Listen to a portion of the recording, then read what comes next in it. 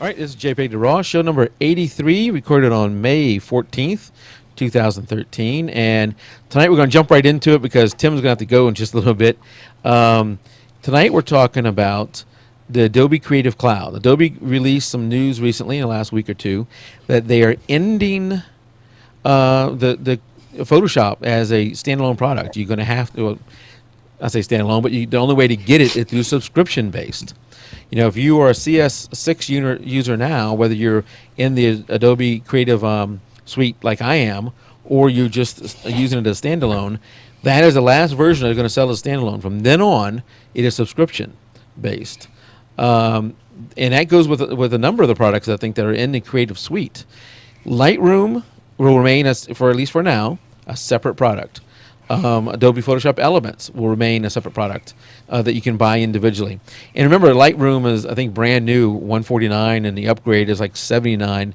So Lightroom is fairly cheap to buy outright. And I think Adobe Elements is $79 upgrade and like $99 to buy it if you buy it outright, brand new. But the Adobe Creative Cloud. Let me see. I got the thing pulled up here. The Creative Cloud, the first thing that a lot of people think of when they hear cloud, and I think that cloud is kind of is a bad name. They should have chose a different name for it, Tim. Cloud makes you think, oh God, I'm going to pull up Photoshop in a web browser, and that's just going to be awful. But it's not that at all. The cloud part is that there is some online storage you have.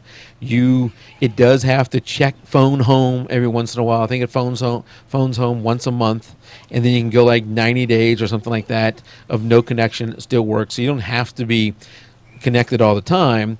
As long as it can check itself within 90 days, it'll be fine. So like if your internet goes out, all of a sudden it doesn't stop working. You will eventually need to get a connection. Right. So in other words, you're not operating from the cloud. The actual program's still going to be installed on your computer. But if you don't phone home, as you say, within 90 days, it'll just stop working. It'll ask you, I guess, for a serial number, or it'll probably tell you need to log on to verify that this is a purchase. Oh, and Terry says 180 days. So yeah, there's some, and that's probably right, 180 days. So there is some time frame where you can use it with no internet connection. And like you said, Tim, you're downloading it from the internet. You download it and the rest of the Creative Suite. If you get that, you download all those programs. They reside on your computer. I think you even get a multiple license, so you can have it on a second computer. You can have a PC version on one computer, a Mac version on the other, two PC versions, whatever. You don't have to install everything in the cloud. There is that comes in a Creative Cloud either. Well, I think you already get that now with Photoshop. You get two licenses, mainly meant one for the desktop and one for your laptop. Not supposed to be used at the same time, so it's not like you and your son could be using it at the same time. It's meant for you to have it in one place and then at a mobile place somewhere else. Right. I don't know. I assume that's what they're talking about with this as well. Well, I'm not quite sure there, because what they are saying is, let's say you have a desktop and a laptop, you can put it on both of those. Now, are you physically using them both at the same time? Probably not. Not like I'm doing here, where I got seven computers. But you can't have it installed on two. But you get all these things. So I got it pulled up here, and I don't know how well you guys can read it. But you're getting Photoshop. You're getting Illustrator. You're getting After Effects. You're getting Audition, which is the audio program. You're actually getting Lightroom with that. You're getting all these things, but you only need to install what you want to install, because I installed almost all of them. Of course you did. I actually am a member of the Adobe Creative Cloud, and I did this last year. So I installed almost all of them. But you don't have to. You can just install the ones you want. Now, this doesn't come free. Subscription. Adobe is going to make you now lease or subscribe to the software, rent the software, whatever you want to call it. And if you end the subscription, the programs eventually stop working. It's you're going to be out. And since they're no longer making Adobe Photoshop, Adobe Photoshop. CS6 is the last one, yeah, right? CS6 is the last one. There's no going and buying a physical copy anymore. If you have CS6, you can continue to use it, but there's no CS7, and I think they're just calling it Adobe Photoshop CC. There's no buying a new one anymore after this, so you're just out of luck if you need to do that. Which brought me to a question: do photographers, just photographers, not graphic artists and all this other stuff, does a photographer really need Photoshop? You know, the Lightroom, and we'll look at Lightroom 5 beta here in a little bit. Lightroom has really, anybody who started using it, anybody I know of that started using it, ends up spending almost all of their editing time in file management in Lightroom. So, you know, in my case, 90% or more of my time is spent just in Lightroom. I rarely go over to Photoshop anymore. So for me, you know, would I spend all that money to go to and get the cloud just for Photoshop? No, but I'm a hobbyist photographer. If you're a pro photographer and you were buying all this stuff to begin with, heck, this may be actually a good deal for you. And now let me tell you what the deal is. The deal is crap. I'm doing this on another computer, so I gotta do this a little odd. But if you're buying the full thing, and not the student teacher discount, none of that stuff, because if you're a professional, you are not supposed to use the student teacher discount. That is not for commercial use, and commercial use is if you're selling those photos. It's $50 a month, $49.99, and $50 a month. Yeah, that's $600 yeah, 600. I should be able to do math. That's $600 a month. $600 a year. $600 a year for the entire suite. That's a lot. But like of you money. said, if you're using all those programs, I mean, I think the Creative Suite costs, isn't it $1,200 for the? Yeah, it's $1,200 or something for the full Creative Suite. Now you got to remember, I think Adobe updates the software probably about once every 18 months, so the upgrade price is probably still several hundred. So if you're using all the software, yeah, it probably is very beneficial. Yeah, so they had two suites. I think they had a master collection. They had a regular collection, and I know the master collection was like $2,500 or more. So yeah, if you were using those things, this actually is a good deal for those people. But for the photographer, and I did a poll in our Facebook group and on our Facebook page, and the vast majority of the people are currently not using the Creative Suite at all. Because they're probably like me, in that I'd rather own the software than have to rent it. Right. I mean, it was a wide margin. It was not even close. So there's something, and I'm an accountant by trade, and I know that I'd rather pay small amounts over time than one large amount up front, just because of what they call time value of money. But there's a psychological problem I have with. I would rather go to the store and pay $500 for the software than give them, $500 spread out over the whole year. Because So I feel like I'm locked in with no choice, and then at the end of the time, I'm done. I can't take it with me. That said, there is another choice for photographers. You don't have to get the entire suite. You can get just Photoshop by itself. Again, subscription-based. But the problem with that one is the price. The Photoshop alone is $20, and I'm rounding things off. $30 a month. No, I think it's $20 a month. Isn't it $20 a month? $19.99. The student teacher edition is the $19.99. Yeah, but I think the single license for a single program, and maybe we can't read that. I think it's down below. I see what you're seeing, Tim. All right, so let me go over what Tim was just talking about. If you're a current single application, yep. Yeah, if you're a current CS3 owner or higher, you can get the Creative Suite for the $30 a month that Tim mentioned for the first year. Right, then it reverts back up. Then it goes back to the $49.99. If you only want Photoshop, and I think they do this for some of the other programs where you only want the single program, but let's just talk about Photoshop. If you only want Photoshop, then it is $19.99 a month. I'm going to round these things off. It's $20 a month. Man, that's $240 a year. And I don't know if people out in chat, maybe you can answer this, how you did it, how I used to do it before I became a CS a Creative Cloud member. And I am not a pro, so I can use the student teacher discount. So heck, at the student teacher discount, and the fact that I'm using Photoshop Lightroom edition, and you wouldn't know this by the intro to our show, but After Effects, I really, really suck at After Effects. So if you're Mike, I'm going to have to step away. Okay. I'll try and get back on, but it might take a little while to call. Okay, if you were good at After Effects, I wouldn't mind, contact me and maybe you can help me with a pre-show, with the intro. But anyway, outside of that, and now lost where I was. If I have all those things, I use all those things. So for the student teacher discount, having the $19.99 a month actually it works out really good for me. I get a good bargain at $20 a month. What's that? $240 a year. That's not a bad price. I was going to pay that much to upgrade Photoshop and Lightroom. In addition, I do use Edition quite a bit every other year anyway. But a lot of people are probably like me. Maybe you guys out in chat, you can answer this if you're like me.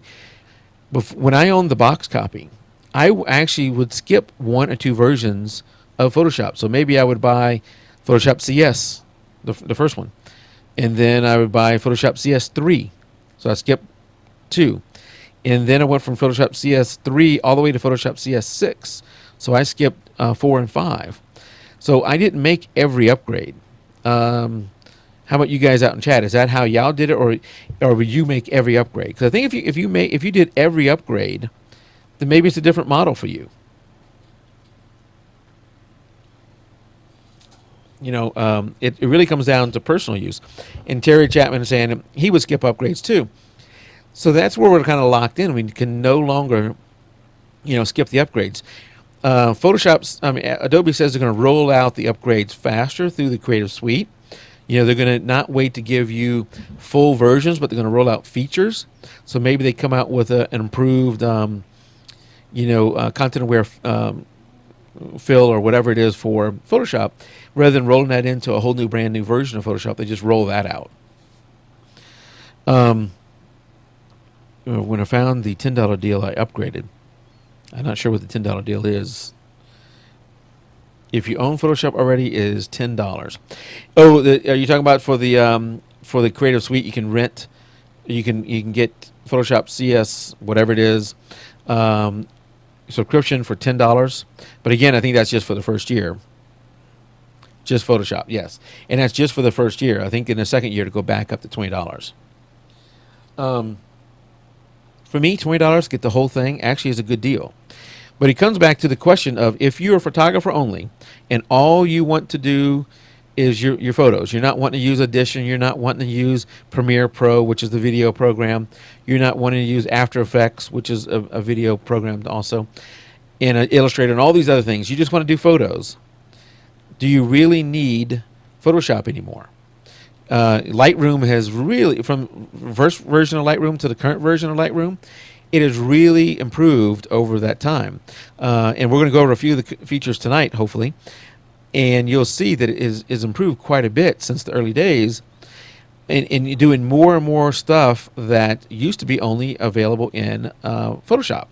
So I was thinking about that today. We put a couple comments in the Facebook group about that too, that having Photoshop alone, having Lightroom alone, you can do almost everything you want. Now, I will admit that the cloning in Lightroom, even the new cloning in Lightroom 5, is still nowhere near as good as the cloning in Photoshop.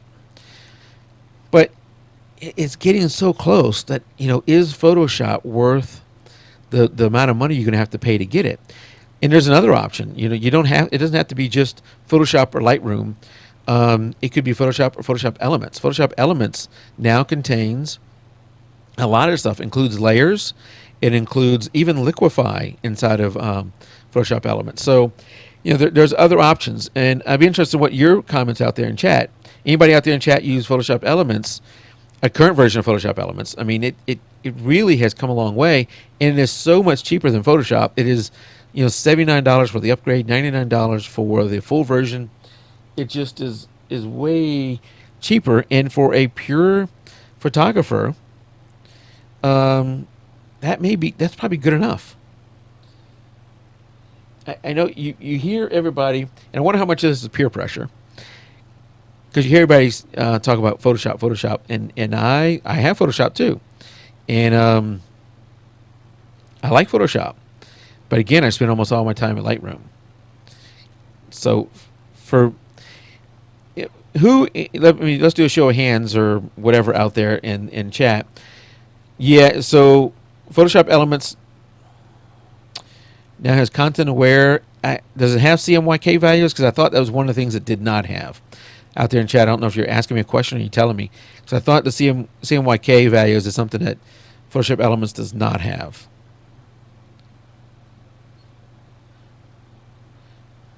Yeah, and T-Chap, you bring up a great point.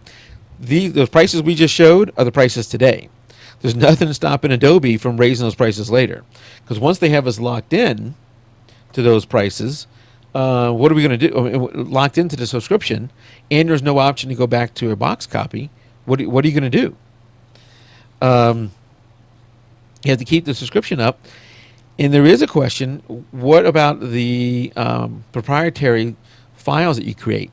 Photoshop, maybe you can read those in Photoshop Elements, but some of the other programs like After Effects and some of those things, if you're using a full suite, I don't know. That's something you're going to want to know before you get too far into this. Is what is my exit strategy if I need to exit? And you're saying that you think that there is CMYK values in there now, in Photoshop Elements. That's a good question, because if there is CMYK and there is content aware cloning or whatever in Photoshop Elements, it makes Photoshop even less of an attractive thing. I'm looking at it now. I'm not going to be able to look at it because it's way off the screen to my left. No, not in Photoshop Elements. I have Elements 8. So, Fierce, you're saying it's not in Photoshop Elements CMYK values? And that's what I was thinking. It's not in Photoshop Elements. Anyway, either way, Photoshop Elements will have the majority of it. Heck, it's almost worth the price to buy Photoshop Elements and see if that will get you where you want to go. If you run into something where you can't do it, and I wonder how many of us out there who are pure photographers. There's a lot of people who blend the graphic artist into the photography, and then you really need Photoshop. But the ones that are those of us who are just photographers, it may be worth the risk just to get Lightroom and Photoshop. Photoshop Elements. Then if you're not a pro and you can get the student teacher discount, that's an option too, because that's going to be $20. Was it $20 a month or $25 a month? Let's go back to that. It's $20 a month. Yeah, I don't even remember what I was paying. Yeah, they're saying out there in chat that following the Apple model for exit strategies and for subscription, more and more of these software companies want to go to a subscription-based model, and that way they have you locked in. You don't have to worry about getting you to buy something new, because if you look, and I am a Microsoft Windows fan. The Microsoft Windows, up until recently, Apple has entered the stage a little more than they have in the past. But up until recently, Microsoft's biggest competitor has been itself. The biggest competitor to Microsoft with Windows has been getting you to upgrade to the newer version of Windows. Now, when they come out with something like Vista, you want to upgrade to Windows 7. But now with Windows 8, the struggle for them is to convince you to come off of 7 onto 8. And that's what every software company has that. As they get better and better with their software, it gets harder and harder to come up with new features that will encourage you to buy the program again. And this way, not only do they get you locked into having to pay them every month, but they have a more steady revenue stream. Now, they will claim it's for pirating, and it probably is. There probably is something, to that too, that they can control pirating better. But I would tell you that as the accountant, I bet you it is equally them wanting to have a steady revenue stream and them wanting to have you locked in as a customer. Although, there really is not that many different options for Photoshop. There is Elements, their own product. There is on one software, but Photoshop is kind of the industry standard. But so anybody out there in chat, how many people want to are going to do the subscription model? And if you're not going to do the subscription model, what are you going to do? Are you just going to keep using CS6 for a few years, or are you going to rent just CS6, or are you going to go with the full, not CS6, you're going to rent the new version of Photoshop alone for the $20 a month, or are you going to go with the full Creative Suite? And if $20 a month is too much for Photoshop, which I think it is, $20 a month to rent Photoshop is too much, what would be right? $10, $15, $12.50? What do you guys think? It's a little bit of a delay there, so I'm waiting for you to say. I'm going to take some Mountain Dew. Because what I say, don't just talk, do.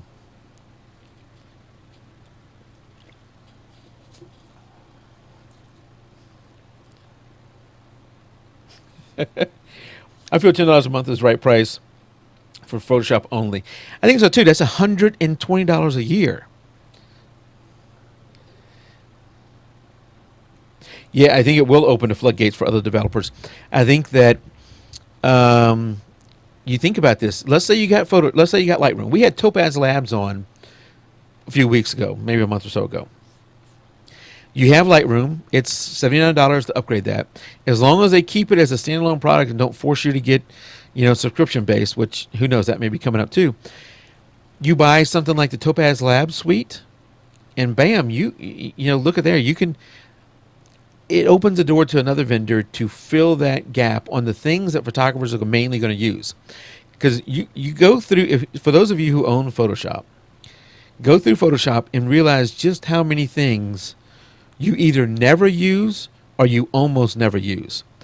And then how many things that are in Photoshop that you can't live without. And now if you only use Photoshop, it may be quite a few things. But if you're a Lightroom user or Photoshop Elements or something like that, look at Photoshop and say, what is in there that I cannot live without?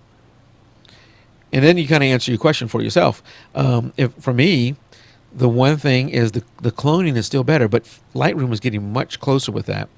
And I don't clone that much stuff in my photos. A lot of mine are sports photos or landscape photos. And sports, I'm not going to be doing a whole lot of cloning, even though the kids have a lot of acne. I do some, but I can do a lot of that in Lightroom. For landscape, I don't do a lot of cloning the landscape. I do some, but Lightroom can handle most of that. Now, I know, Terry, you do a lot of black and white. Yeah, I know. Terry says he's afraid they're going to sell Lightroom as a subscription. And if they do, so we kind of run out of options as consumers. If all these companies start doing these things as subscriptions, if someone else doesn't step in, there's not a whole lot we can do. And even if it works out, I don't know how you guys feel, and I mentioned this earlier, even if it works out cheaper for me to subscribe, I hate having a monthly bill. You like to own something, and instead of having to pay somebody monthly, I just don't like that, even if it's a small amount. Heck, Quicken, which is if you keep track of your finances through Quicken, all these guys want to go to a monthly subscription. And so I feel it's a battle that us as consumers are going to continue to lose.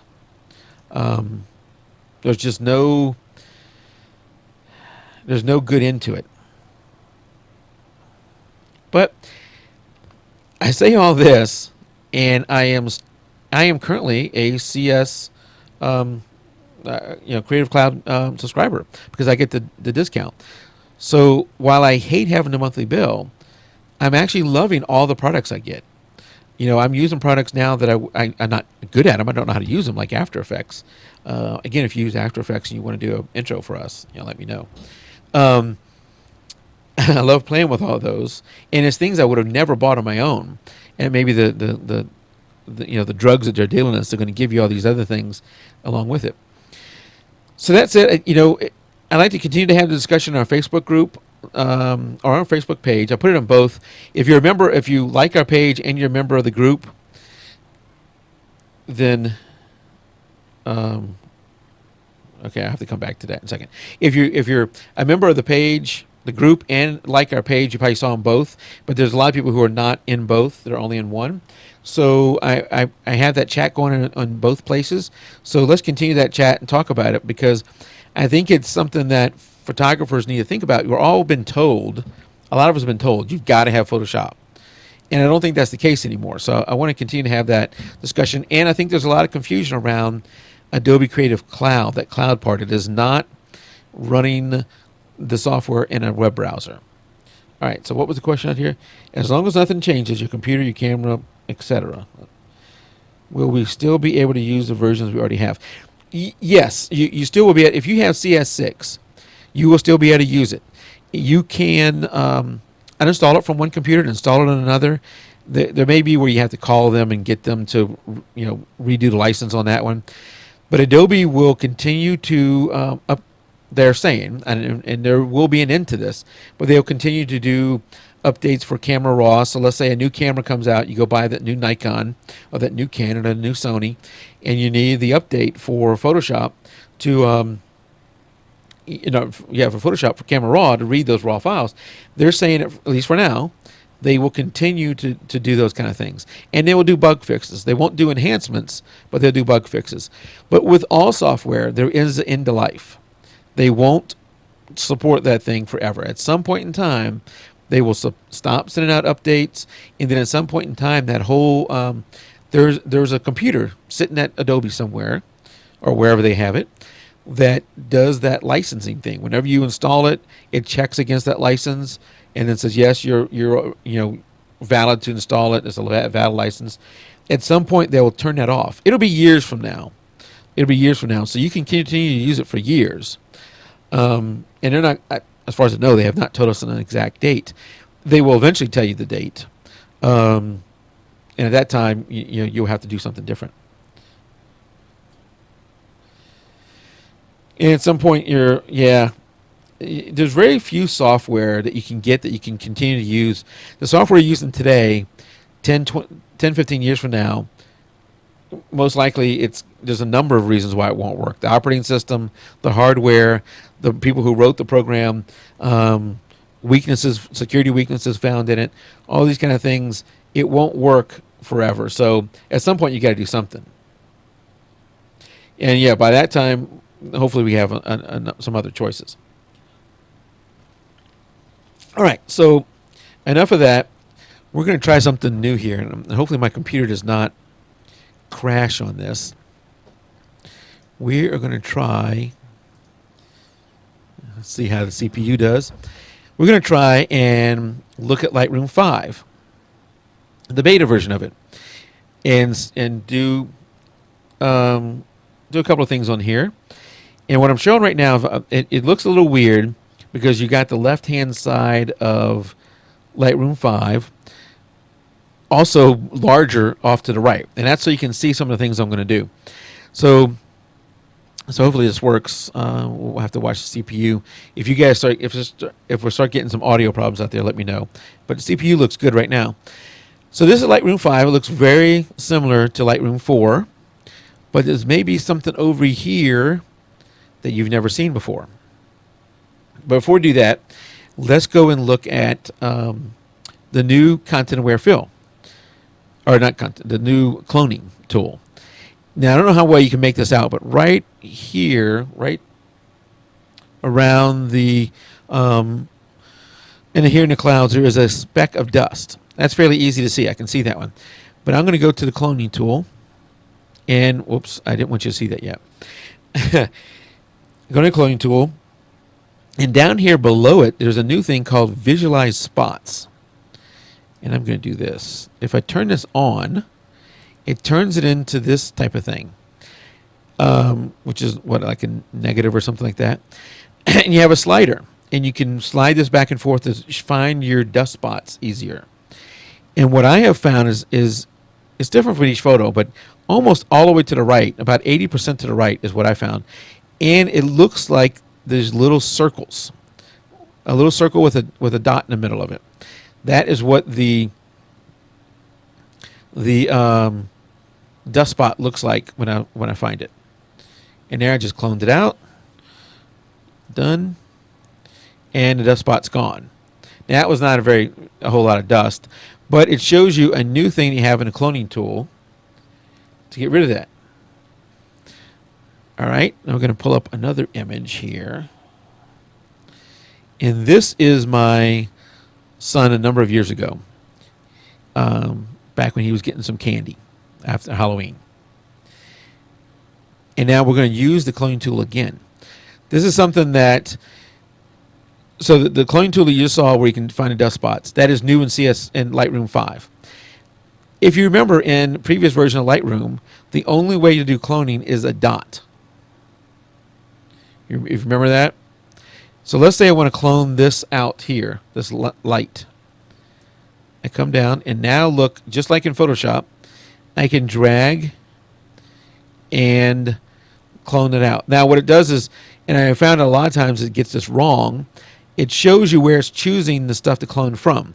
In this case, it got it right. I'm going to hit enter, and bam, it cloned out the light. Light was there. Light was not there.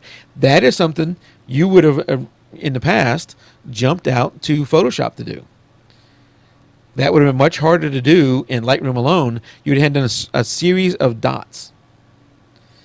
So hopefully you guys out in chat get that is, if you're a Lightroom user, you have used cloning in the past, you know that is a big advance in Lightroom cloning. All right, so those two are my top favorites. If you're a landscape photographer, that first one where you can find the dust spots much easier, that is big. The cloning alone is much bigger, is a big deal here in Lightroom 5. Then they added an entirely new brush called the radial filter. This thing right here alone, in my opinion, is worth the upgrade to Photoshop, to Lightroom 5. What does it do? So this was not there at all in the previous version of Lightroom. So let's go and look at this. So what I'm going to do is and I'm probably going to get this wrong, so just bear with me.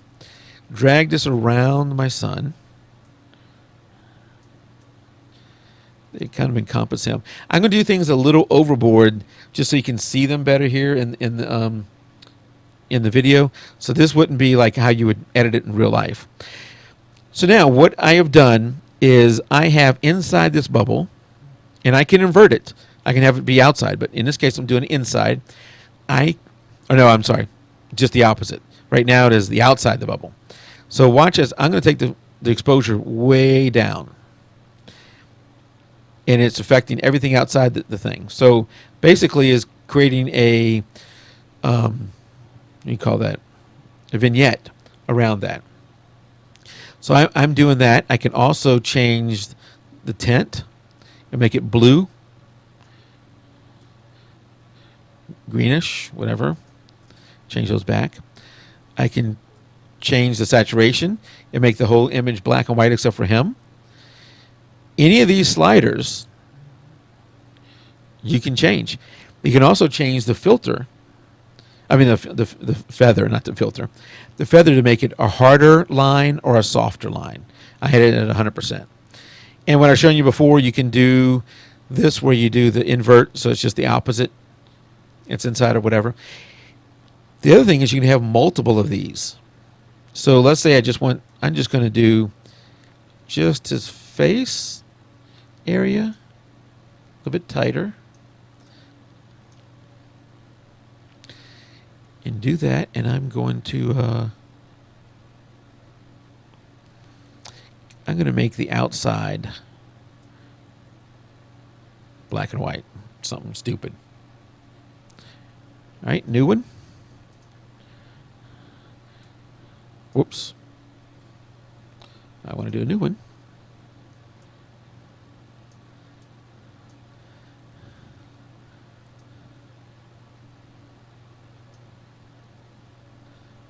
I'm going to invert that one. And let's move that over here to this bubble gum.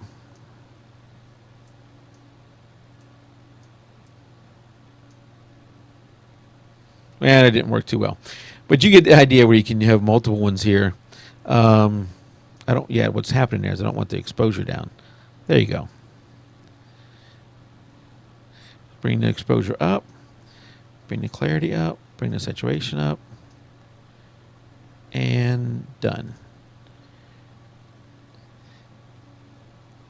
Okay, I don't know how well y'all can see that in chat, but I basically have a circle around his head, a circle here on this bubble gum, and if I turn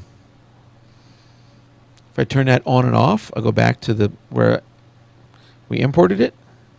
That was before. That's after. Now I'm doing some crazy things here just so you can get the feel for it, but it basically is what you used to have to brush on. Now in a radial filter, that you can apply any of these filters here: exposure, contrast, highlights, any of those things.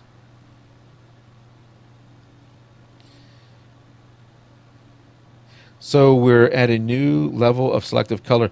Yeah, so I'm using selective color hopefully so you can see it, because if I use sharpness or something like that, you might not be able to see it here in chat.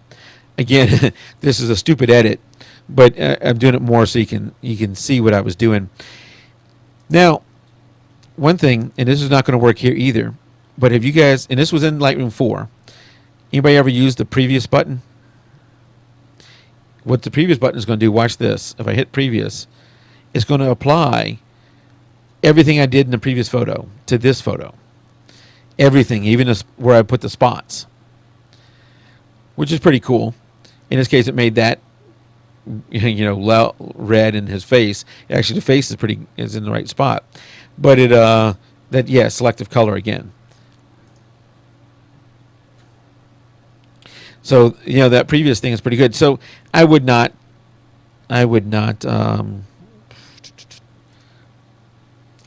do that photo like that. But Jeannie, if you wanted to just do a vignette, oops, let's get rid of that. But only you wanted it around, more around him. Nothing with color.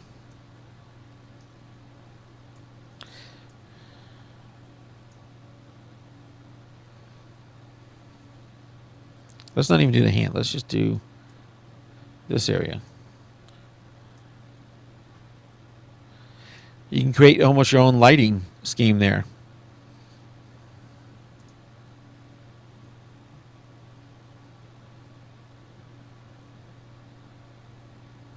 Let's go to this one. Apparently my son never wears clothes.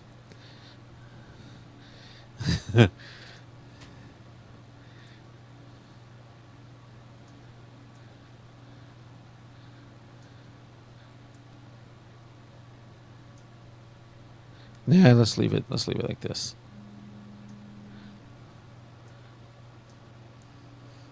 And we're going to turn that down. And done. Yeah, Dad spends all his money on other things, so he has no money for clothes. You know what's funny? So he's probably 5 or something right there. To this day, he still doesn't like to wear clothes.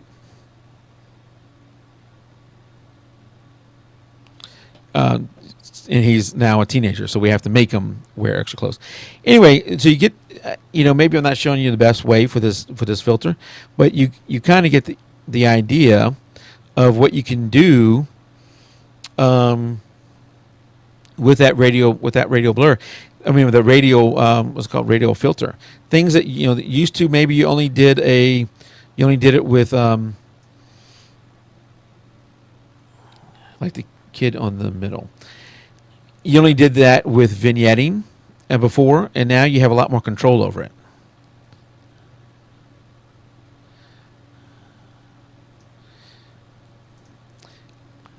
And generally you want to do edits that are lighter rather than heavy. I'm having to do them a little bit heavy here, just so you can see them in chat.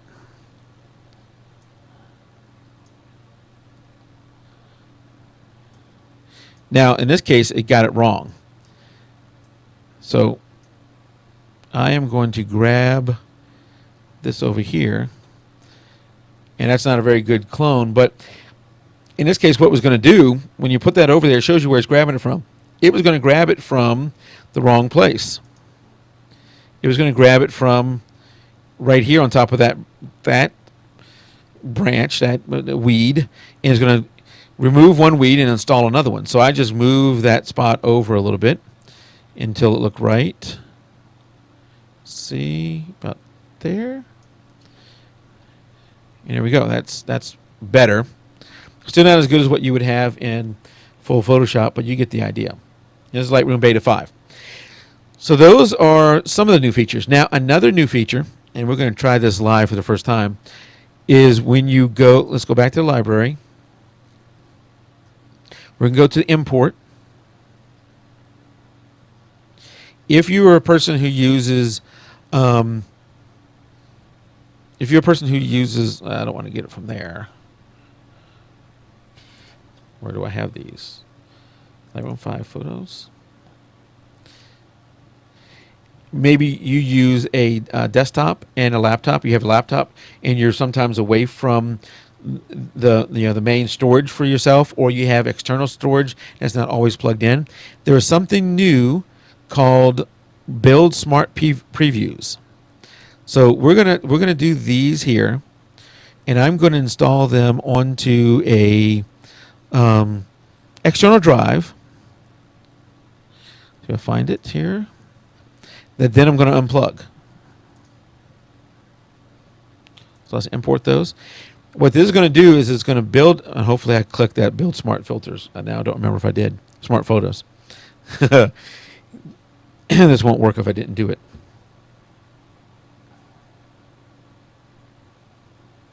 What is a soft edit on the lower left-hand side? We'll have to come back to that. All right, so it is importing these photos, and I don't think I had that many to import. And we got to wait for it now to build the soft previews.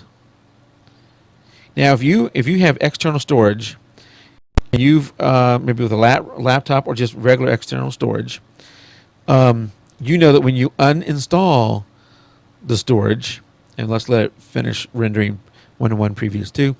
When you remove that, you really only have a thumbnail left. You can't do full-size edits on them anymore, right? You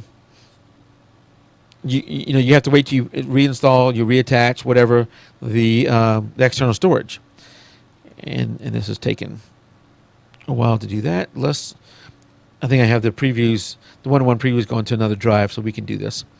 I'm going to turn off the external storage, and hopefully the computer doesn't crash. All right, since you guys are still there, I take it didn't crash. Now look at every one of these photos. Now has a little black square next to them. That's because the external device has been removed. However, we did we brought in, we created the smart previews. So I'm going to click on this one, and you could have done this before. You could get this size, but I can go 1-to-1. I can zoom in 100%. You couldn't have done that before. And I can go over to Develop Module.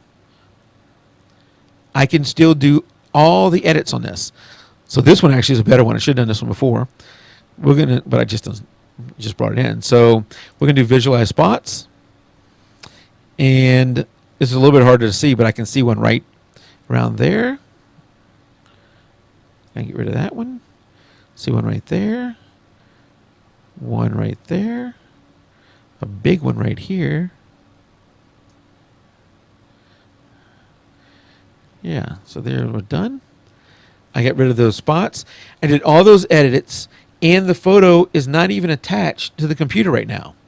I'm doing all of these edits off of a Smart Preview. That then later when I attach it, the drive, those Smart Previews will be written back to the drive.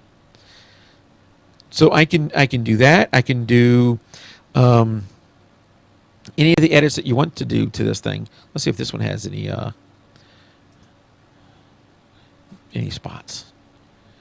Yeah, one big one right there in the middle. There, it's gone. So what do you think of that? I'm wondering how much disk space that takes. So that's a good question, Terry, is how much disk space it is taking to create the Smart Previews.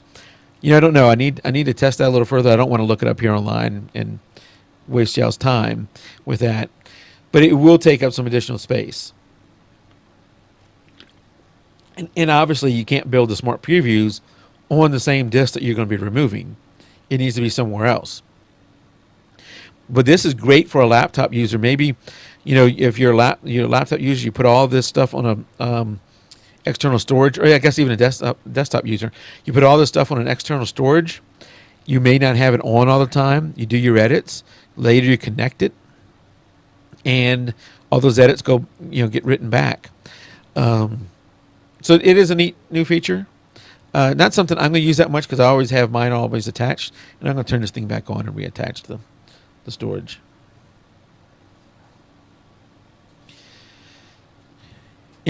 For me, those are the main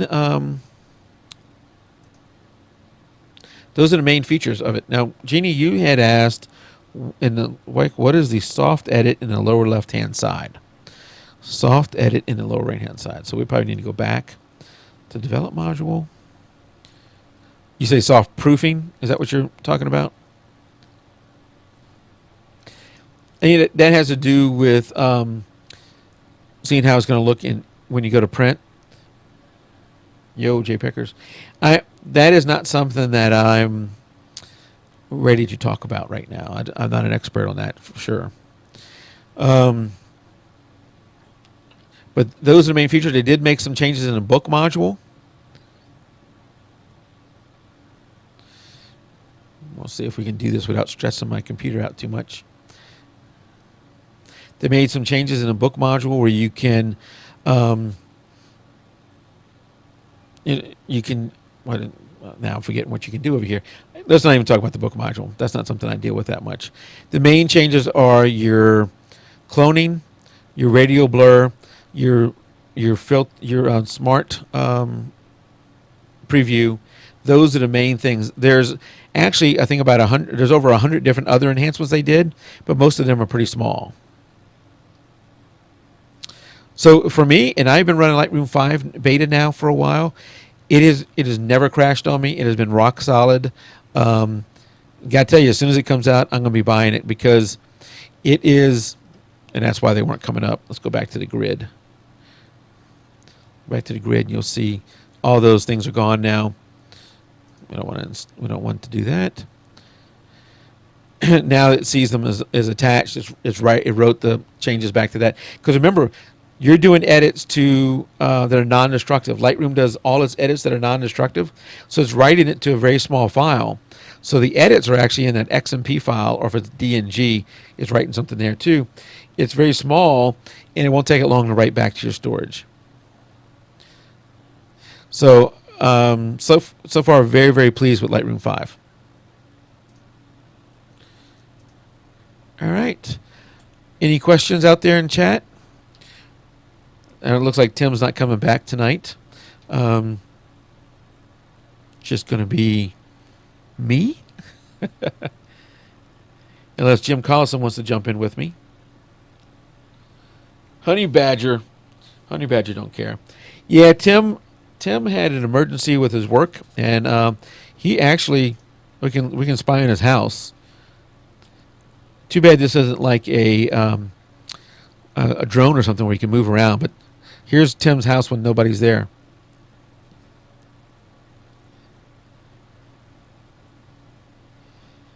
Hold on, Jim. So while we're waiting to see if he can come back, Tim can come back. I'm going to invite Jim, if it lets me. Invite people. Jim Collison. Wow. You're banned, Jim. It won't let me invite you. Awesome.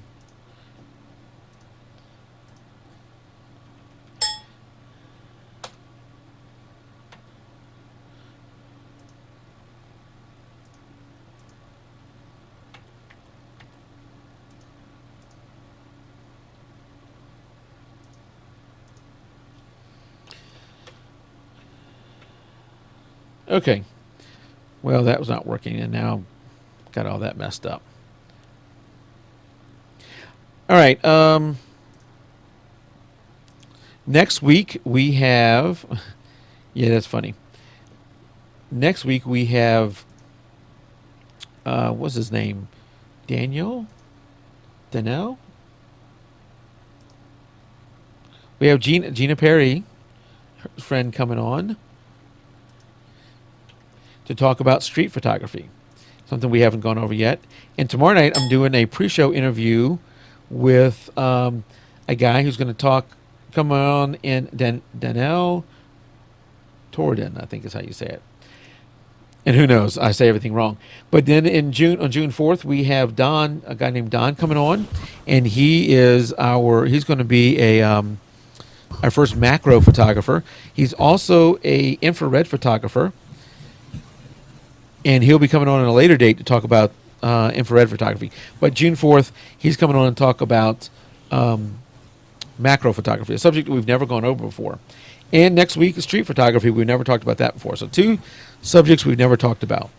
As we mentioned at the top of the show before Tim left, or right after Tim left, let's keep talking about it out on Facebook. There's a lot of people who may not even be aware of the whole issue with Adobe and the fact that they can't get Lightroom, Photoshop in the future unless they go to a subscription. So let's keep talking about that. We also have the May challenge that's going on in our Facebook group, and I'm thinking about doing a challenge on the Facebook page. Let me know what y'all think of that. But we got the challenge going on in the Facebook group for May, and a subject that Jenny, she's going to correct me if I said it wrong, picked as Pat's, submit the Pat's. Oh, and now it says Tim Kimperly underneath you. Oh, really? Jim Collison. So nice. The lower third came in. Yeah. I will change that to say, I'm not going to change it. You're going to be Tim Kimperly. I rock on. I can be Tim. Yeah. My New York accent isn't really good, though. So. Yes. Well, I can't do it. And now you got wine. So you like? Whoops! So people can't even see you. There you can. There. Now you missed the wine. Yeah, I didn't. You missed I didn't. Listen, anytime you open wine with it's a screw top. It's not good wine. Yes. No, it's cheap wine. Yeah, but no, we have an exciting summer coming up. I'm getting into big time. I can't tell you the names now, but we're working hard on booking all the guests for summer. I like to think of the show in seasons. So you got the 4 seasons, and right now we're working hard to book the summer season. Some exciting names. I told you one of them that's going to be doing the macro. I don't want to reveal any of the other names just quite yet, as we're still tying down dates, and those things can slide. These things aren't always the easiest thing to resolve, but we'll have a lot of exciting guests in the summer season. Next week, like I mentioned, we have the street photographer. The week after that, I am on vacation, going to be on a cruise with the family, so we won't have a show that week, and then we'll come back with the macro photographer. Don't forget to sign up for the Facebook photo challenge we just talked about on pets. In addition to Stacy Jensen's $25 credit to buying things on her website, starting with the April contest, you will also get a $25 Amazon gift card. And I stole that idea from Jim Collison, who's doing right now running a $100 Amazon gift card thing. Once his group reaches 250, Jim. Yeah, 250. We're at about 150 now. Yeah, once your group reaches 250 members, you will pick at random somebody in the group will win that $100 Amazon gift card. Yeah, so it encourages everybody to join at Yeah. that point, right? It's not there's always a de-incentive in those kinds of contests not to tell your friends because you want to increase your odds of winning. Yeah. Well, in this case, you want people to join, so it'll trigger the payout. Somebody will win at that point. And Mike, I should thank your listeners. A couple have come over recently and joined us for some tech help over at theaverageguy.tv on Facebook. So appreciate you guys coming over. Jim and I have our own show, so there's nothing there, but we are a good mix. More so from my guys to you, because the one thing about every I don't know. photographer, There's some guys that move over to talk photography in your there in your are group. some, Yeah. but any modern day photographer, I guess there's still some film guys out there, film guys and girls, but the majority of photographers need a computer to do what they're doing, and a lot of photographers are not computer pros. So if you're welcome to post it in our group on jpeg2RAW if you have photo computer problems. But if you get into too deep of a problem, you're going to need a little bit more help. In Jim's group, which is, what's the name of the group? Well, it's facebook.com/groups/theaverageguy, and that's the home tech. That one will get you to the home tech version of the group, and all the tech guys in our community hang out there. They're more than willing to and happy to help you with some of your basic tech problems. We solved a laptop problem this weekend. Somebody was they installed not a legitimate copy of Windows 8, and it messed things up. And over the course of about an hour, we got them running again. Yeah, and don't just say, do. That's right. And Mike, don't forget, you're joining us on Thursday on my show. So Thursday, 8 p.m. Central, 9 Eastern, over at theaverageguy.tv/live. Yeah, and so you don't have to be a pro, or you don't say, well, if you're saying, heck, I don't know anything about computers, I'm not going to join that group because what am I going to contribute? The asking of the question, and that's the same thing in our Facebook group. The asking of the question is a contribution. I remember Jeannie. Hopefully, I'm saying your name out there. When she first came into the group, she's at one skill level, and I'm not going to say whether that was good or bad, but she has improved tremendously in her posting in the group and talking in the group and working through issues in the group. Helped her tremendously, but I am sure it helped other people. That open talking in our group for photo stuff and in your group, the guy who came on and asked a question about the laptop. Eventually, we're all going to have trouble with our computers. The guy who asked you the question about that, it helped him out, but I bet you there's other what you call people who never type but they just watch. Yeah. Well, we get lurkers, and in every group, and in some ways, maybe all of us are lurkers somewhere. In every group, there's lurkers. Those kind of discussions help out those lurkers and keep them coming. And speaking of lurkers, this just popped in my head. I want to mention this because I forget every week. There are at least 2 to 3 people in Afghanistan who are subscribers to the show. I would love for you to email me, podcast@jpeg2RAW.com. We would love to hear how on earth somebody from Afghanistan found out about the show. Military guys. I'm expecting that's what it is, but I would love to know that. And Terry out in chat said something about he has good pet photos, but not from this month. Yeah, one of the rules of the contest, the challenge, each month is that the photos be taken in that month. So, yeah, Terry's a fantastic photographer, and just go out and take some new ones, Terry. And Terry and Katja, who are out there in chat right now, both, and hopefully I say both of y'all's names right, live in the same general area as me. All right, very close. I've met Terry once. You need to do a meetup. I do need to meet up, and that segues into what I was going to say next. Jim is a co-host on another show called Home Server Show, and you guys do a meetup every year, right? No, we try to. Yeah, we try to get a technology meetup somewhere in the country. So you're doing a meetup in what month this year? September 21st in Indianapolis, Indiana. Yep, in Indianapolis, and my voice is going, so I'm having to drink something here every once in a Usually I don't have to talk for the whole hour like I did tonight. Good job. You carried the load all by yourself tonight? Tim was here for the first 5 or 10 Okay. minutes. Then he Sure. had an emergency.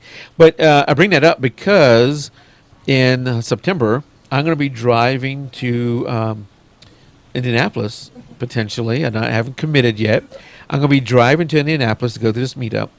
And I would love to, along the trip, now remember, you can look at Google Maps or however you want to do this. I'm going to be going from Atlanta area to Indianapolis, so whatever road that is. Up there, I would love to see if there's any jpeg2RAW members on that trip. I don't want to go too far off of it because I don't want this one-day trip to turn into a 3-day trip of just driving. But if there's any jpeg2RAW people along that basic trip, so what are we going through, Nashville or something like that, up through, I have to look at the map. I'll be talking about it more as we get closer, but I'd love to meet some of you guys and do that kind of stuff. Terry, at some point, you and I need to go out and do some shooting, but I'm sure Terry is sort of like me. I'm kind of a solo shooter. I don't generally like to shoot with other people because I feel rushed. Yeah, it's hard to shoot with other guys or with other people, isn't it? You It is. got your own habits and your own patterns, and you want to, if you just want to stand there and look for a while, you don't want to feel like you have to move on to the next shot, right? And then not only that, but sometimes I feel like if they really watch me, they're going to think I'm an idiot. What is he doing? That's a stupid angle. Mm-hmm. Doesn't he know how to use his camera? And it's not that I know how to use my camera. It's just maybe I'm trying something. I don't want to tell you what I'm doing. Right now, I can't remember my password to get into this thing right here. But they can't see that. They Can't see. Hey, Mike, we were mentioning the tech group real quick. Yeah. Some things that that I think if you're a lurker, and it's great to be a lurker out there, but some things for photographers who have to use technology. We've got a lot of guys that post helpful stuff. Like, as an example, Windows 8 is upgrading to Windows 8.1, a very needed upgrade in that environment. And maybe you're on a PC running Windows 8, and you're kind of wondering, when's Microsoft going to fix this? That news article is posted out there in our group, and we can chat a little bit about it.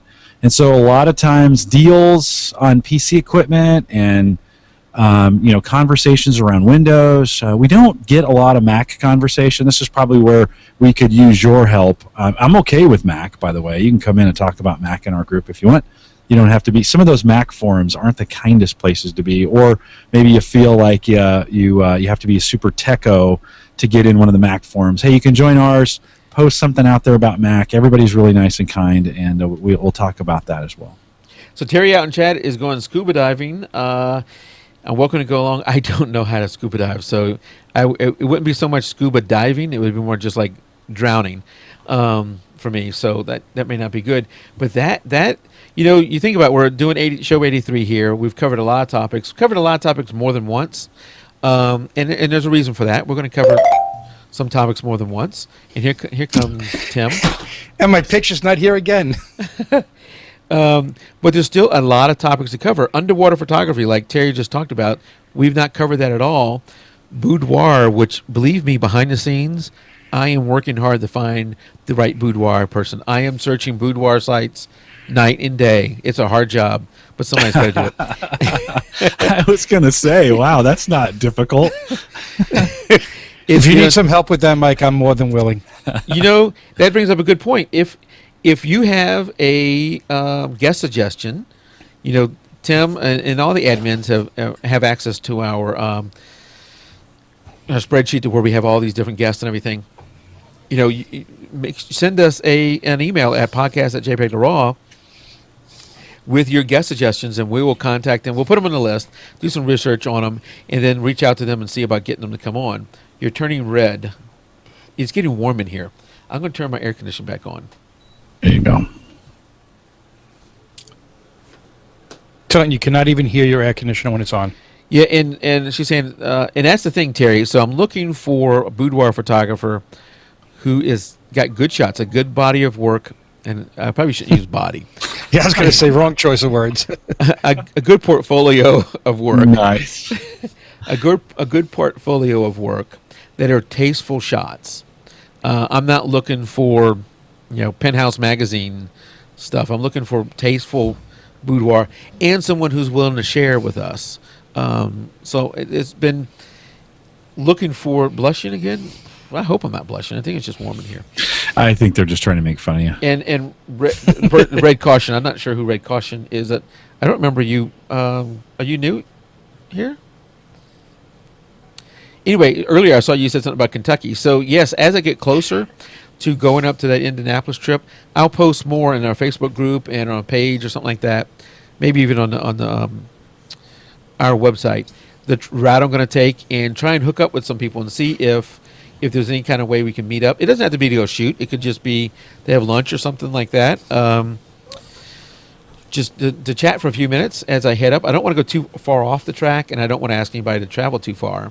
But it would be nice to meet some people in person because, heck, I've never even met Kathleen, who lives 5 miles from here. But I would like to meet somebody. And someday, who knows, jpeg2RAW may do our own meetup. The challenge with any of these internet-based things is everybody is so remote. You got we got people who are listening from Afghanistan. Like I mentioned, you got Gina Perry over in England. You've got a number of listeners down in Australia. And if you look at where we have our listeners coming from, the majority are here in the United States. Well, that is still a big area. But still with that, at some point, as the audience grows bigger and bigger, Tim, I would like to have a meetup. It'll probably be here in Atlanta. And I'd love to roll some workshops in it. I know, through the show, I've made a lot of contacts here locally, and we could have little breakout workshops on studio lighting, on off-camera flash lighting, studio lighting with Mike Coletta, off-camera flash with Scott Green. We could have newborn photography stuff, and we'd have to go down a list and see who's interested in what. But we could have a number of breakout sessions, and we'd have to work out how we would charge those or do what we do with those. 'Cause I don't know if all these guys would donate their time free. But it's a thought that I would love to do at some point if we had enough people who were interested in doing something like that. Yeah, and Jeannie, I would be there with you. I need all those classes too, and I have hired Scott Green to do the senior photos for my wife, for my son. Really senior, right? Yeah, don't go there. Oh, really senior. Mother's Day was just this past weekend. Yep. All right, so let's go ahead and end the live show. We're at 9:38. Tim, we went over a lot of stuff. My voice was starting to give out there a little bit, but we did do a little bit of Lightroom 5 demo. I am doing, right now they're just in YouTube, but I'm doing some short 5-minute little clips on specific features in Lightroom 5 beta. I've done 2 of them. I have 2 or 3 more coming, hopefully some of them out this weekend. If you go to the jpeg2RAW channel on Facebook, you can see the 2 we've already put up. They're screen captures, so they're pretty good, high quality. They're really short. They go over a specific item. And eventually that will turn into jpeg2RAW quick tips. That is going to be a new podcast we're going to put out through the normal channels that we do now, plus through YouTube. It'll be video only. There won't be an audio feature to it, which I know that cuts out our Stitcher listeners, who we love. Our Stitcher listeners. That group continues to grow every week. So we thank you guys for listening. And a number of them have joined our Facebook group, so you're all welcome to come in and join our Facebook group and do that. But until next week, keep it raw. Good night, everybody. Good night, everybody.